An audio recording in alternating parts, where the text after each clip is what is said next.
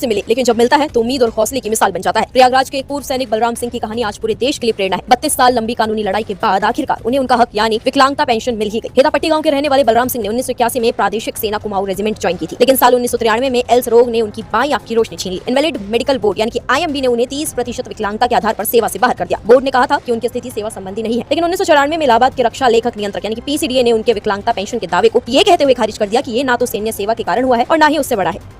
बलराम ने 2001 में अपील की, लेकिन सुनवाई नहीं हुई। मजबूरी में उन्हें अपने गांव में छोटे मोटे काम करके जीवन यापन करना पड़ा, पर हार मानना उनकी फितरत में नहीं था। 2024 में उन्होंने लखनऊ स्थित सशस्त्र बल न्यायाधिकरण यानी कि AFT का दरवाजा खटखटाया। उनके वकील विजय कुमार पांडे ने दलील दी कि अगर बलराम भर्ती के समय पूरी तरह फिट थे और सेवा के दौरान बीमारी आई तो विकलांगता साफ तौर पर सेवा संबंधी है। साथ ही PCDA को IMB के फैसले को पलटने का कोई अधिकार नहीं था।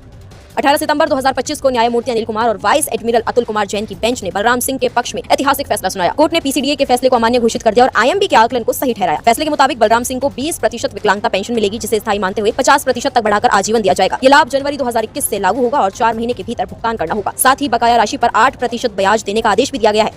इसी सुनवाई में एक और केस सामने आया नायक उमरावत सिंह का। वो 1972 में रक्षा सुरक्षा कोर में भर्ती हुए थे, लेकिन जल्दी ही सेवा मुक्त कर दिए गए। 2011 में उनका निधन हो गया था। उनकी विधवा चंद्रपति ने 2018 में पेंशन के लिए याचिका दायर की। सरकार ने तर्क दिया था कि उन्होंने 15 साल की सेवा पूरी नहीं की थी और उनकी विकलांगता 20% से कम थी, लेकिन AFT ने कहा कि उनका अमान्य पेंशन का हक 1968 से 2011 तक बनता है और उनकी विधवा 2011 से पारिवारिक पेंशन की हकदार है। हालांकि बकाया राशि सिर्फ 3 साल की सीमा तक ही मिलेगी। ऐसे में दोनों फैसलों ने साफ कर दिया है कि न्याय में चाहे जितनी देरी हो, पर सच्चाई और हक की जीत जरूर होती है। बलराम सिंह जैसे सैनिकों का संघर्ष आने वाली पीढ़ियों को ये संदेश देता है, हक की लड़ाई लंबी हो सकती है, लेकिन हार मानना कभी भी कोई विकल्प नहीं है। फिलहाल इन दोनों मामलों पर आपका क्या कहना है, आपकी क्या राय है, कमेंट सेक्शन में हमें जरूर बताएं।